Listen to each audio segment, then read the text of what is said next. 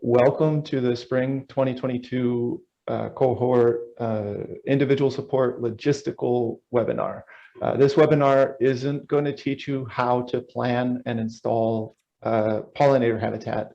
It's to help walk you through what a successful grant project is, what paperwork and documentation you'll need to do, and how in the end of the day you'll be successfully reimbursed. We're aiming for it to be about 40 minutes in total. We'll take questions at the end. You met Dan earlier, and I'm John with Blue Thumb and Metro Blooms, the Director of Operations and Special Projects. Elena is here, but won't be speaking today.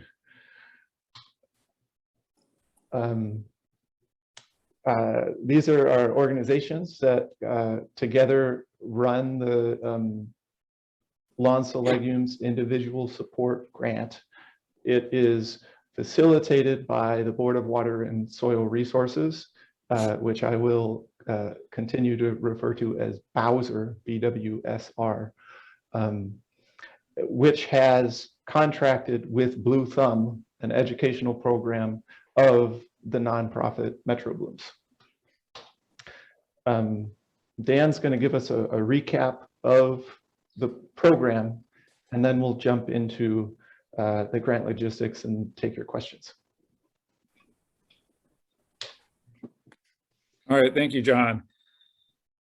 So as I mentioned, we started this program in 2019. That's when we first received funding for the Lawns and Legumes program. The funding came from the Environment and Natural Resources Trust Fund. And from the beginning, the program has been focused on establishing pollinator habitat in residential landscapes and really focusing on supporting at-risk pollinators. There's been a big focus on the rusty patch bumblebee, which is Minnesota's state bee. That insect has declined about 80% over 20 years. And it's definitely not alone. We have many other pollinators where their populations have had significant decreases in recent years. And that's part of the reason that this program is so important. You can go to the next slide, John. And right from the beginning of the program, we were trying to figure out how do we maximize the benefits of this program. We saw it as a really great opportunity to help protect these pollinator populations, but wanted to reach out to as many residents across the state as possible. So we developed 3 different components to the program. One is an education and outreach campaign to try to reach a large audience through social media and other types of communication. And then the second component is the individual resident support funding, which is what you're receiving, the $350 grants in addition to workshops and coaching and other assistance. And we also have a demonstration neighborhood component to this program that's focused on establishing larger corridors, mostly within urban areas, having local organizations work directly with residents. So that's one other component of the program. So we selected 770 residents. So you're amongst the lucky residents to be selected from the applicants that we have for the program. We had around 11,000 applications currently. So you were fortunate to be in the group that was selected. We will have some additional application periods coming up or selection periods coming up for the program as well. So you were identified recently or noted recently as having received the award of $350. So today what we'll be doing is going through how the process works for the Lawns and Legumes program, specifically for these individual support grants and assistance that's available. This slide here has the priority area map, and this is a map that we use as part of the selection of residents. It's essentially a lottery system, but there's more points for certain parts of the state. The dark blue green areas on the map are areas that have been identified as really important for the rusty patch bumblebee.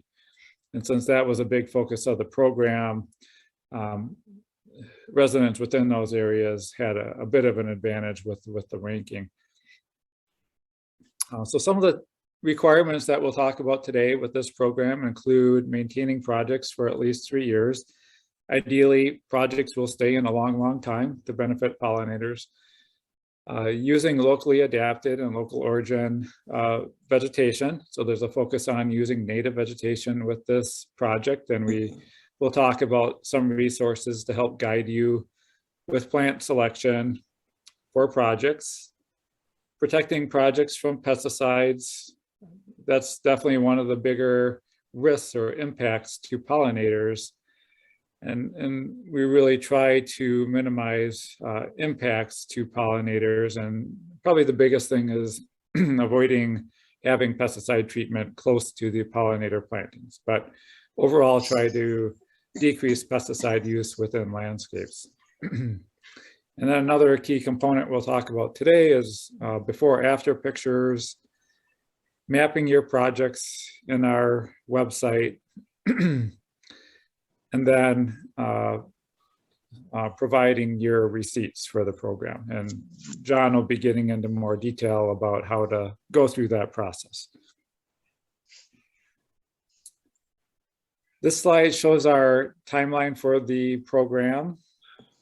We have these different cohorts. So you're part of a cohort for Lawns to Legumes. So we've selected this cohort in March. You've been awarded the funding.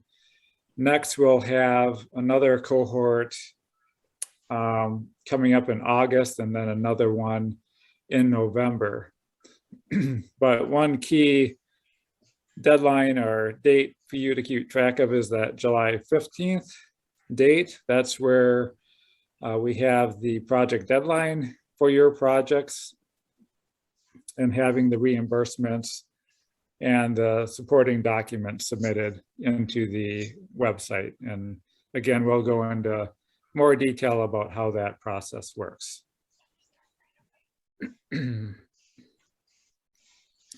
Before I turn it over to John, I wanted to spend a couple minutes talking about why your projects are so important. And really, we rely on you and your efforts for the success of the program.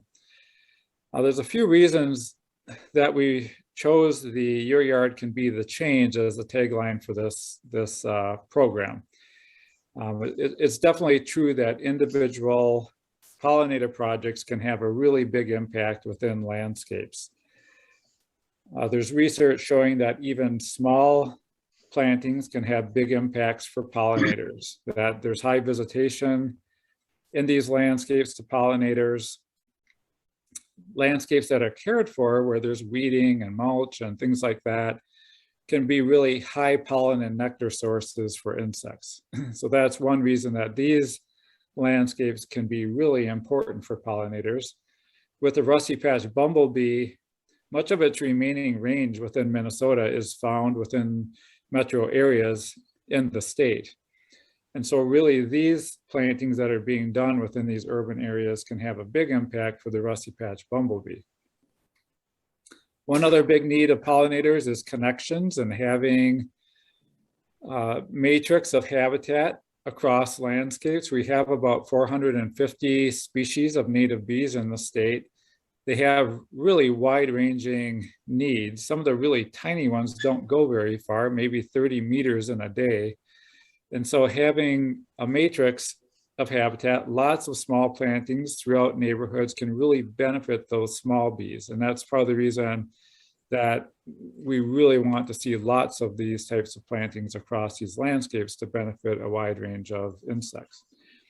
And then also, we find that these plantings can really have a big influence on neighbors, that if residents are installing plantings, getting habitat established in their landscapes, that it can be really effective for influencing neighbors to do similar things. They can provide a really important educational benefit within landscapes. So they're providing many benefits and really helping build momentum. That's really what we're trying to do with this program, is build momentum or build a movement for the protection of pollinators, really rethinking how we handle, manage our different landscapes. And this is where you'll be playing an important role. And I think before I turn it over to John, just things I want to stress is that, your project is really important. We'll be doing what we can to support you along the way with the project. I think the main thing is just to dive in and get going and, get your project started, maybe a little too early before things are warming up and before we're ready to plant, but it's a good time to be doing some planning for your projects. So with that, I'll turn it over to John. Thank you, Dan, for those words of encouragement and advice. It's never too early to start planning. Now we're going to jump into the logistics of the grant and what you'll need to pay attention to as you go through this process. We've broken out this information in this presentation. These slides will be available, and a lot of the information that's contained here is on the grantee information page at bluethumb.org. I've put the link in the chat already, and you can you'll have other opportunities to find it as well. There's a few things that a successful grant project needs. One, you need to confirm your participation in the program.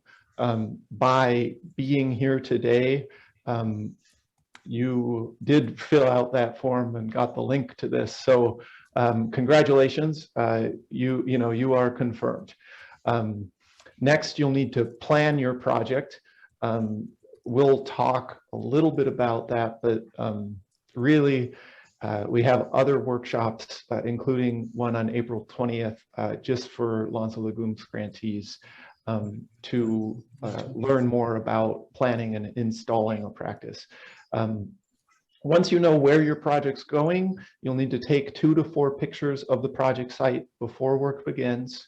As you begin work, you'll need to keep itemized receipts of eligible expenses.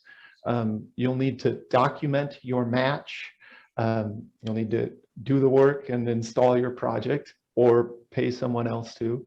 You'll need to take another 2 to 4 pictures of the completed work and report your project and request reimbursement by July 15th. That was a lot. You'll have questions about each step, and we've broken them down in the following slides. So from the top, you have confirmed your participation at that URL. Anyone who's viewing this and for some reason hasn't confirmed their participation, our deadline is today, April 6th, and unconfirmed participants may have their grant offer revoked, and that funding would be offered to someone else. So if you haven't yet confirmed, please do. When you begin planning your project, you have kind of 2 main choices. One is to consult designer, installer, hire a contractor.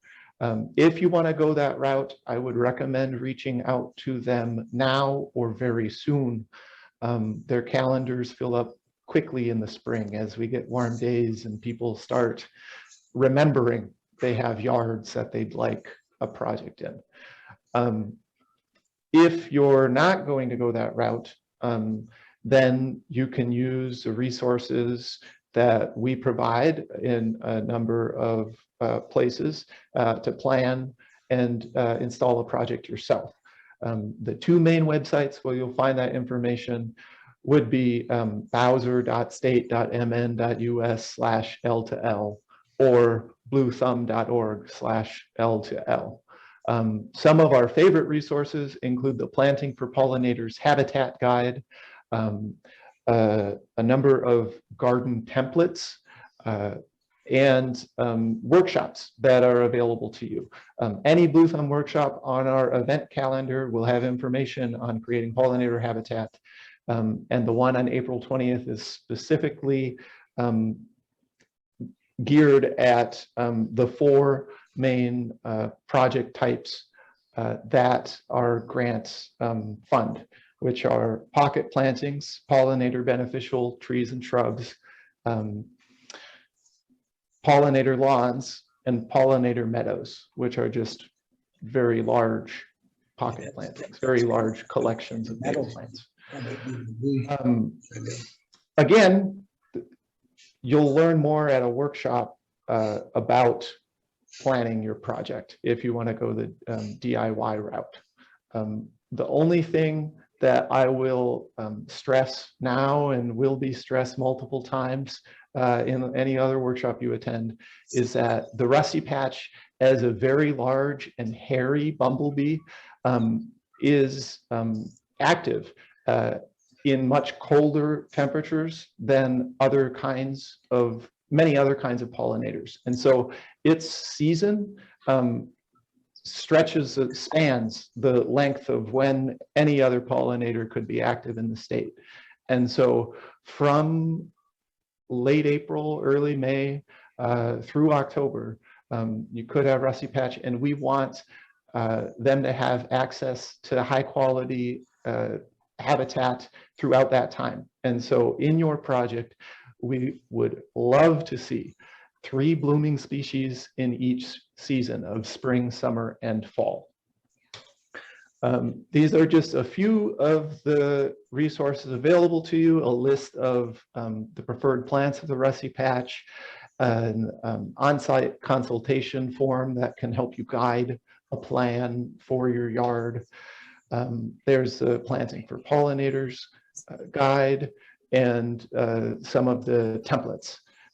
Obviously, these are just screenshots. You'll have to download the PDFs at the websites we mentioned. Once you've planned your project, you know where it's going, we need you to take 2 to 4 pictures of the site. We need to know that we're reimbursing new projects and not something that was installed prior to your participation in this program. They don't have to be artistic shots. Just please something simple from far enough away for us to, understand the kind of layout and where the project is. We need to look at the before picture and the after picture and recognize that it's the same place. So nothing too complicated about that. Once you've taken the pictures and you start work, keep itemized receipts of eligible expenses. You'll be scanning or taking pictures of these receipts and uploading them at our reimbursement form by July 15th to get reimbursed. So we need to be able to look at these receipts, tell that what you've purchased is an eligible expense, and then we can, reimburse you for it.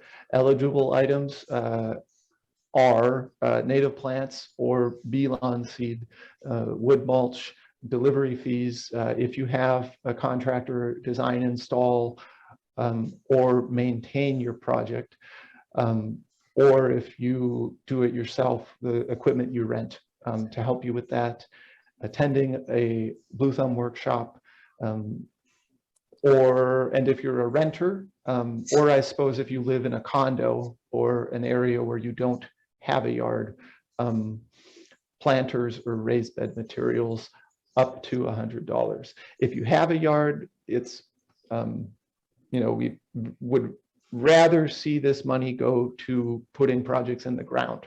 But if you, so for those instances of being a renter or living in a condo, we can make exceptions.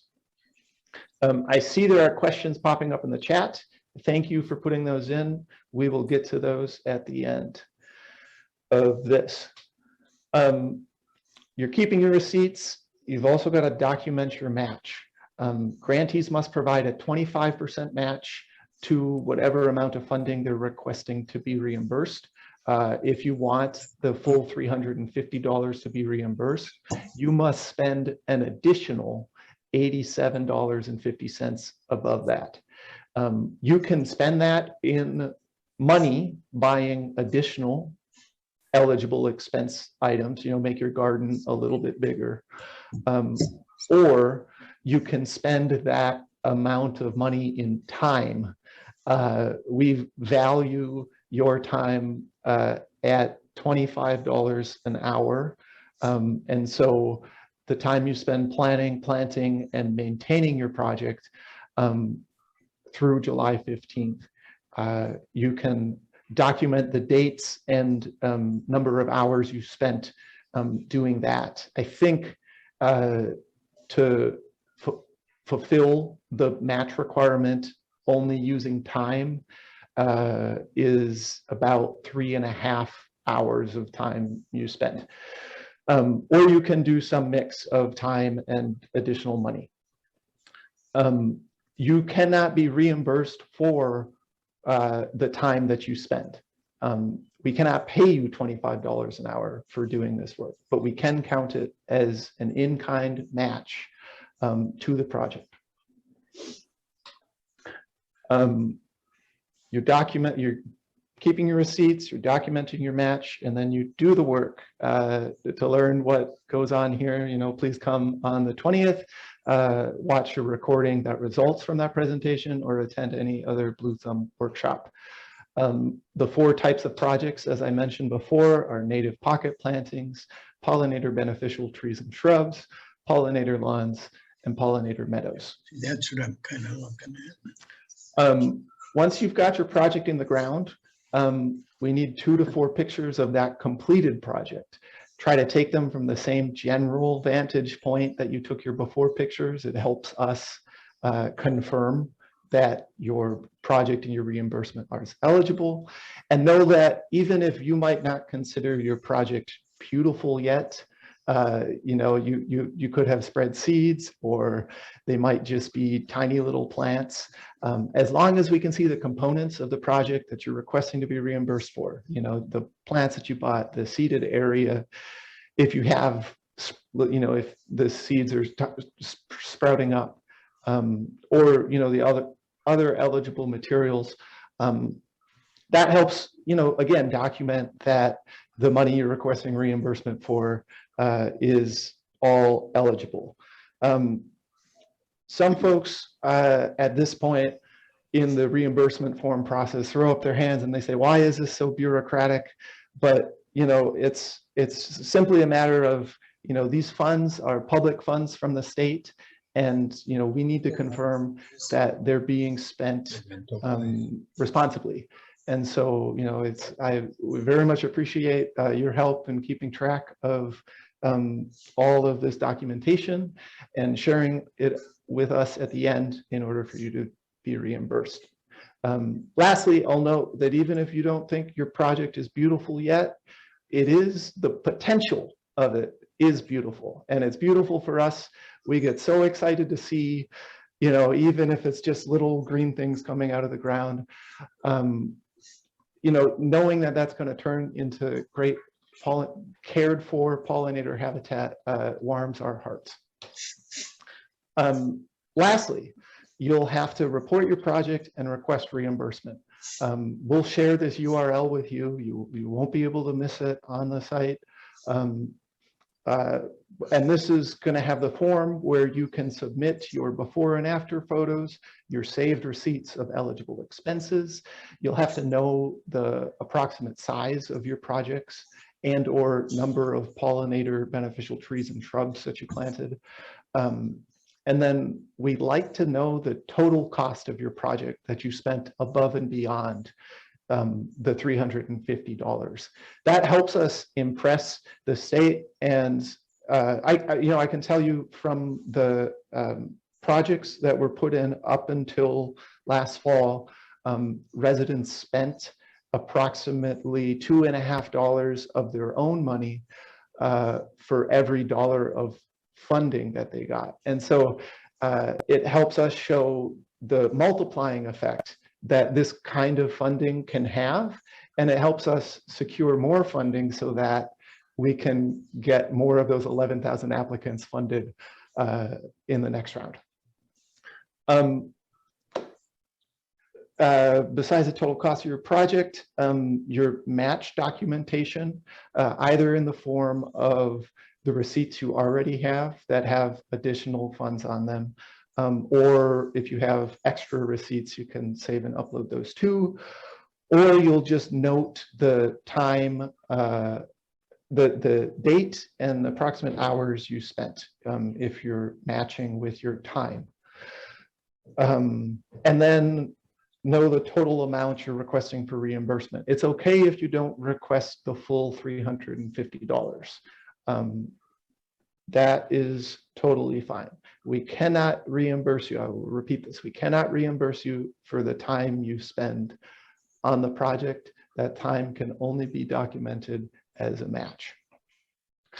The deadline to report and request reimbursement is July 15th. We cannot accept requests after that date. If you submit it then or before then, we will process your reimbursement within 2 weeks and then send you a check and an L to L sign to stick in your project and show your neighbors and the world about the program. With that, thank you for paying attention. Those are the Grant Logistics. It's time to take questions. You can note on this slide the URL where you can find information about the program, the same stuff we went through today, as well as by tomorrow, you'll find a recording of this presentation. So it is time for questions. Geez, there's lots of questions. John, I'll note that I've been answering some of the questions in the chat as we've been going along. We can repeat those if we think that would be helpful, just to go into a little more detail about some of those questions. I didn't answer some of the questions that are more appropriate for Blue Thumb to answer, so I skipped over some of those. So we might just want to start at the beginning with those, but we can definitely have anybody ask questions as well. There was several questions about getting help through the on-site consultations and consultation with a landscape designer. The on-site consultation system will be opening soon. You can also schedule right now a virtual consultation with a designer. We are having the workshops that is coming up on the 20th. We are hoping to be able to connect people virtually with design resources and our Master Gardener coaches. The statewide Master Gardener program there are many coaches who have been trained to be Lawns to Legumes coaches and are waiting to be connected with individuals who, if you've checked off that you would like to have a coach, we can connect you with a Master Gardener coach as well. Yeah.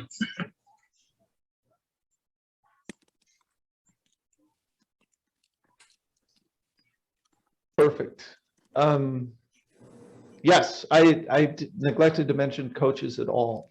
Many of you requested you'd like the help of a coach. We are gathering our coaches back. We let them loose over the winter and we're gathering them back, and we're gonna connect you. We're gonna feed you all into a supercomputer and figure out the best coach for the best project and the best grantee. And we will get you all connected by the 20th.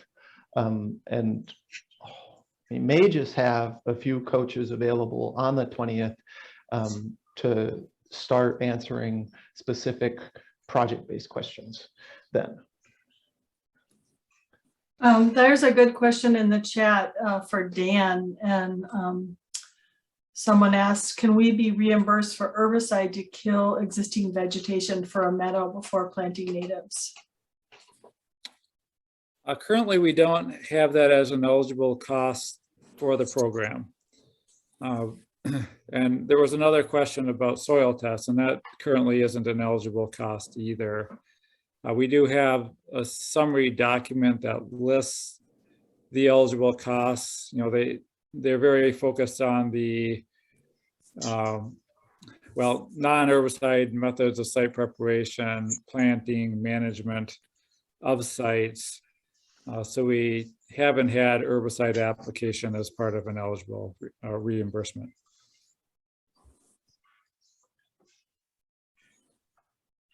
There's been a couple of questions about adding other plants into these projects, and that's definitely your decision. We can only reimburse for native plants due to the funding source for this program. But if you want to add other plants into these plantings, you know, you're more than welcome to do that. So if you want to transplant hostas or something from somewhere else, you can, you know, have those as part of these plantings. There was a question about apple trees, and unfortunately we can't reimburse for apple trees right now with the funding source since they're not considered a native species. Something like blueberries probably would be acceptable as a native species in the state. So there, you know, it's, I guess, helpful just to go through that reimbursement list and see the information that's in there about the plants that can be reimbursed for the program. I see a question about cutoff, an area size cutoff between a pocket planting and a pollinator meadow, or if there's any other way to distinguish them. Personally, I would say you just follow your gut instinct. I don't know if Dan has more advice about that. Yeah, we don't have a specific size cutoff between those two. It's a really good question. We've talked about having a size cutoff. I think when we've been talking about a native pocket planting, we are talking about smaller plantings, you know, like 10 by 10 or maybe even, you know, 20 by 20.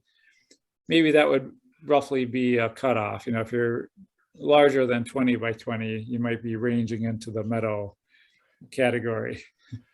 Yeah, and I know that we created the two types. We created the pocket planting specifically to encourage folks who might be new gardeners or not quite sure what they're getting into, encourage folks to start small. And so a pocket planting is what, if you're not sure which way to go, kind of what we would encourage you to start with. If you love it, you know, give the plants a couple years and you can split them and double the size of your garden. And over time, turn it into a pollinator meadow. I think that's a really good point, John. We had another question about, someone asked about, specifically about the Friends plant sale at the State Fairground that has a rusty patch garden with 36 plants, but it doesn't list the plants. I think, you know, when you're looking for plants, it is really important that they are natives. So I think a good way to document that, if it's not on the receipt that you're going to get from the nursery, and I would guess a fair amount of nurseries don't have that detailed information on the receipt, but you could take a picture of the plants that you purchased and take a picture of the, especially you want to get in there the tag for the plant, because that will name the plant. And when you're looking for native plants, you want to be careful about, there are some plants that they're called cultivars, and it's a cultivated native plant. So some of them have been so changed that they do not provide nutrients for the insects, for the bees and the butterflies.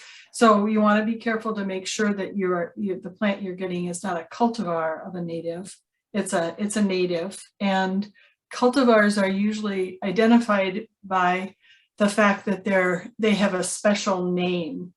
It might be, you know, pink beauty, echinacea. And so that pink beauty, the name would be in quotes. So that's how you can know if it's a cultivar, that they will have that special named plant that's in quotes. That's not the Latin name, but taking a picture of the labels and you know, all your plants together and so we can see the labels is a good way to document that. We got a few questions about different eligible expenses. If a membership to a tool library is what gets you the tools you need to do it yourself installation. And I guess I'd say if it's not terribly expensive, you know, that would definitely be eligible. You could consider that like a tool rental, unless it costs, you know, significantly more than renting the tools. So there's that. Soil tests, are they a reimbursable expense? Not on the list that I have. Dan? Yeah, it's not currently on the list as a reimbursable expense. It raises a good question about whether it should be. But I think for now we have to say no, since we don't have it on the list. But I think we'll talk about that as a group, whether that should be added. And then a fee for a project design. I believe that this would be eligible to be reimbursed. I would caution you that such paying a designer to design a project is going to eat up a significant, if not the whole grant, $350. And so, you know, in order to be reimbursed, you'll have to be sure that that project still gets in the ground. At which point you could, you know, also just request reimbursement for the plant materials themselves instead of the design. But hiring help in whatever capacity you need to get this project in the ground is eligible. There's a question about reimbursement for edging. And this is a topic we've discussed quite a bit because, you know, we don't want most of the funding going to edging. We want most of the funding going to plants. So I think when it comes to the edging types, you know, trying to find an edging that isn't a big expense for the program is the main point. It could be different types of edging potentially, but just trying to find that balance of not having too much of the funding go to the edging.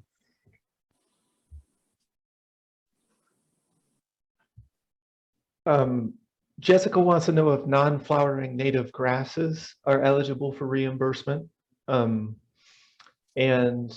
the answer is yes. A lot of pollinators nest in those, or their larvae feed on them. So even though they don't specifically support the rusty patch, they are important. You know, the only caveat to that is, like I said earlier, we want to see 3 blooming species for each season in your garden. And so you can mix in grasses as well. But know that, you know, you need more than that too.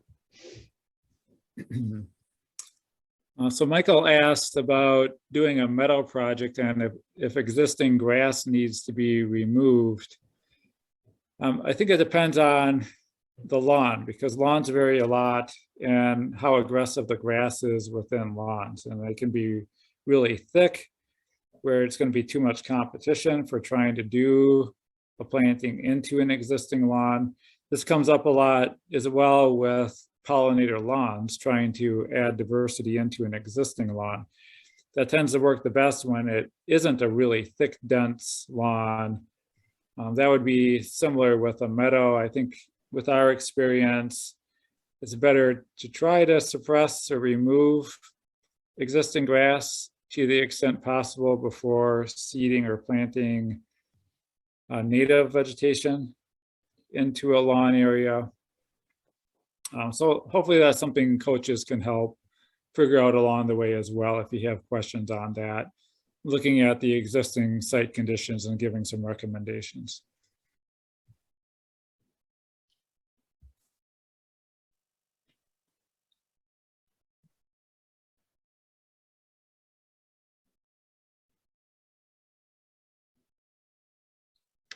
I see Stephanie's lives close to South Dakota and wants to buy native seeds from a supplier in South Dakota who's, you know, closer than, say, a lot of suppliers in Minnesota. I believe that's totally fine. You know, the best kind of native plant you can put in your yard, in your project, is one that, you know, comes from your area. And so if you live around the edges of the state and there's a native plant or seed provider close to you, but in another state, Dan, I'm correct on that, right? Yep, that's correct.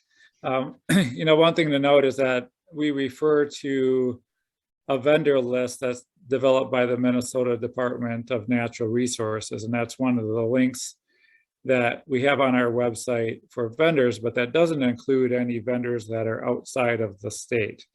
And if you do live close to a surrounding state, in many cases, there are some great native plant nurseries in those areas, and those would be fine to go to those sources for plant materials.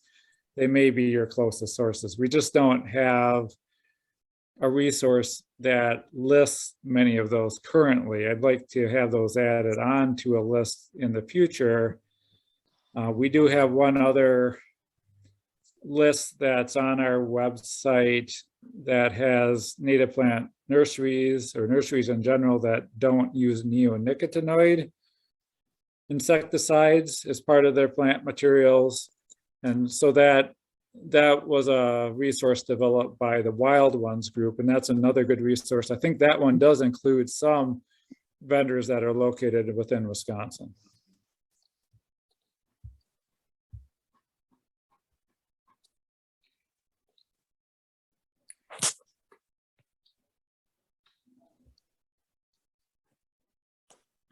Thank you, Dan. I'm seeing a couple questions. I think we touched on it, but your project can be split in multiple areas in your yard, several small areas combined throughout. That is a-okay. Oftentimes a corner of a yard, you know, a corner of a lawn doesn't get visited at all except by the person mowing it every other week. And so it's a prime location to turn into a garden. There was a question about pine bark mulch and referencing one of our resources discouraging acidic mulch. I think pine bark mulch is okay. Sometimes we don't recommend it for rain gardens because it tends to float real easily and move around. But I'm not sure about the reference to acidity.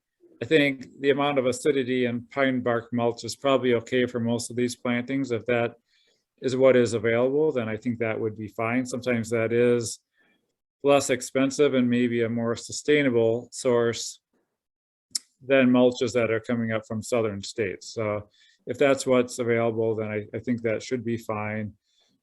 There were some questions in here about jumping worms, and I don't know if that's something that everybody is aware of, but that's an invasive worm that we're very concerned about having spread within landscapes.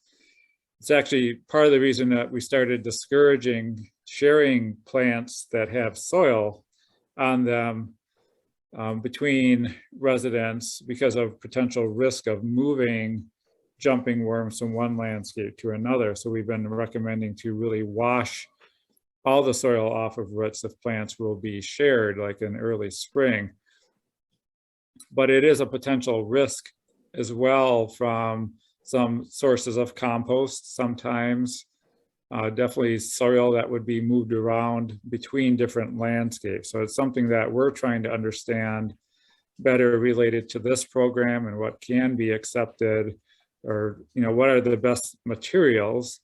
You know, companies that you're working with to purchase materials, you know, quite often they can be a good source of information about what they're doing to prevent jumping worms.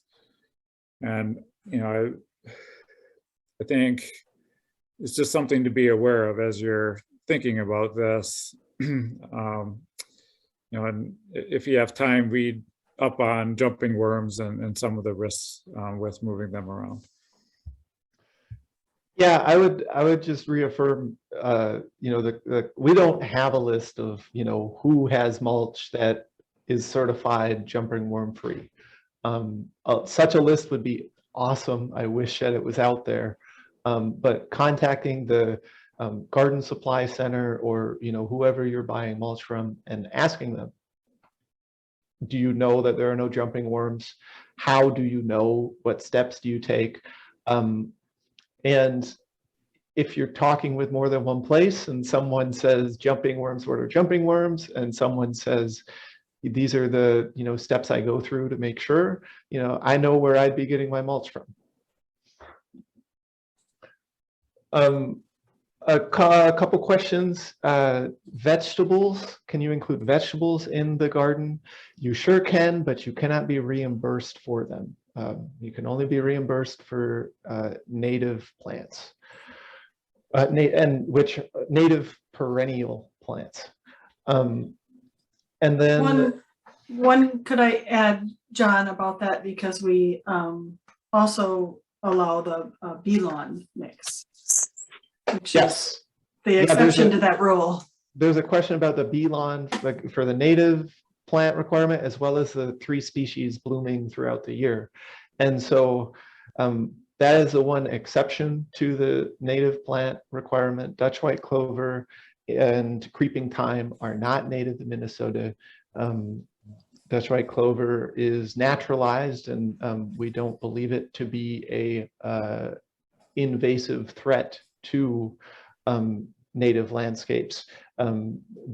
Bee lawns, even composed of non-native flowers, have been shown to support over 50 species of native bees, sorry. And so that is the one exception to the native plant rule. They bloom kind of throughout the year, but mostly not.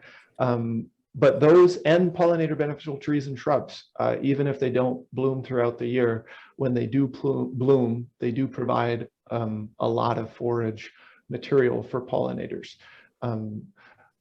So the 3 blooming species throughout the 3 growing seasons of the year is not a strict requirement, but it's something that we ask you try to do. If you get some shrubs that bloom in the spring, can you add in some flowers somewhere else in your yard even that bloom in the summer and fall?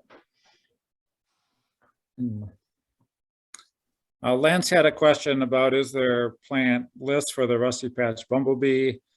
We do have plant lists that are on the websites for the program. If you go to the Board of Water and Soil Resources, Lawns and Legumes website, there's many resources there. There's resources like plant lists. We have our planting templates. There's a planting for pollinators guidebook there as well. And we also have information on establishing pollinator lawns. That is information from different partners working with the program. So there's just lots of resources there. Sometimes we're concerned we have too many resources because there's so much stuff on that website. But I think it's better to err on having too many resources and just a lot of good information to guide gardeners. Yeah, I'm sharing my screen again just to show the screenshot of the plants for the rusty patch bumblebee, which was put together using information from a few different sources with plants that, you know, the rusty patch has been observed visiting and revisiting, and some of them are noted as pollinator superfoods, which we either suspect or know they provide, extra nutrition in their pollen and nectar that might boost the bumblebee's immune systems, or otherwise, kind of like kind of like a superfood you might buy at the store, acai berries, and all of the really good stuff. So those superfoods are highlighted in kind of orange, and you can see that the plants are even sorted by the season that they bloom. So you can be sure to incorporate, blooming species throughout the year. There was Emily had a question about tools, purchase of tools reimbursable, or rental expenses for equipment. Are those reimbursable expenses? Yeah, the tool purchases is not a reimbursable expense. I think that idea of a shared resources for tools, as like a rental, or that would be reimbursable, or rental of equipment could be reimbursed. An example might be a sod cutter. That can be an effective way to remove a lot of sod quickly from a landscape. So that would be an example of a tool that could be a reimbursable cost. Mary had a question about any plants you should get rid of in your landscape. We could probably talk about that for an hour, I think, but I think the main things would be anything that would be considered an invasive plant would be our biggest priority. The Minnesota Department of Natural Resources has a good website for invasive plants that has a good list of invasive plants and information about them. So that would probably be my starting point. Maybe if you just have lots and lots of non-native grass, and it would be an opportunity to replace it with more flowers for insects, that might be another example of trying to do some replacement.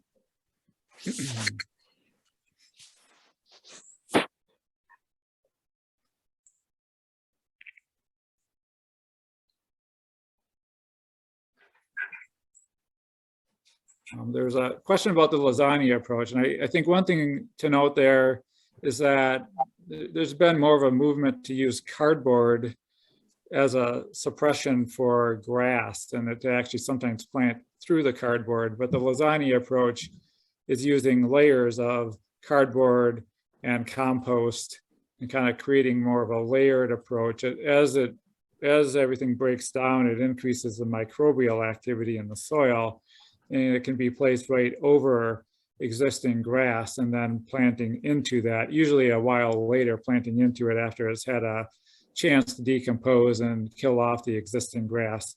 There's some pretty good websites and YouTube videos that are available on that approach. Somebody had a question about asking questions about reimbursable expenses, afterwards. And if you go to the Lawns to Legumes page on the Blue Thumb site, there's a page that has grantee information on that. And it isn't there right now, but we'll add, questions, a place that on that page, on the grantee information page, if you have any questions about reimbursable expenses. There's a question about gophers, and my comment would be that in most cases, they're not a big problem for these types of native plantings. I have lots of gophers in my landscapes, and I kind of just live with them. And they'll disturb certain areas, but sometimes a little disturbance isn't such a bad thing for a native garden. Sometimes it opens up some habitat for some plants that like a little bit of disturbance. So you usually don't worry about them too much. Kathy's wondering if we'll publish a list of grant recipients potentially by county so that you can collaborate with each other. I think that's a great idea, but we do also want to respect our grantees' privacy. And so it's not something we have set up, but I hear what you're asking, and it would be good to have some forum that grantees could join and participate in. We will talk more about that as a team. Yep. I think that's a really good question and something for us to look into more. Yeah, there's been a couple of questions about a potential Facebook group for this. So that I think is something for us to think about.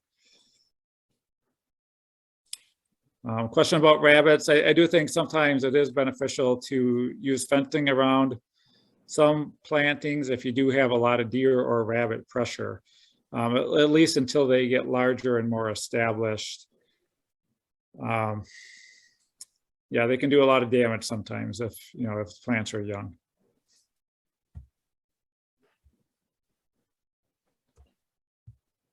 Well, we are coming to the end of our time, and I again want to thank everyone for joining today and all the great questions and your engagement in this effort.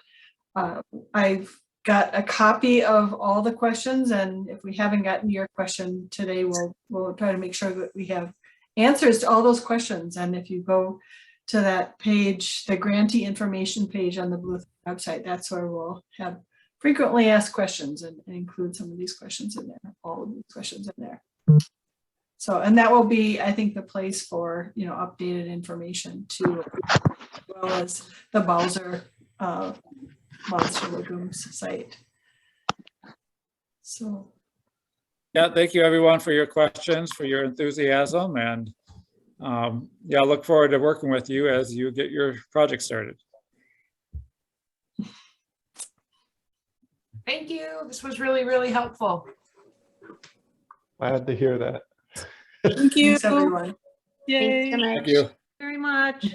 Thanks for doing this. Thank you. Yep. Thank you. Thank you very much. All right, we'll be in touch. Maybe see you on April 20th. Looking forward to it. Yes, I'm going to be there.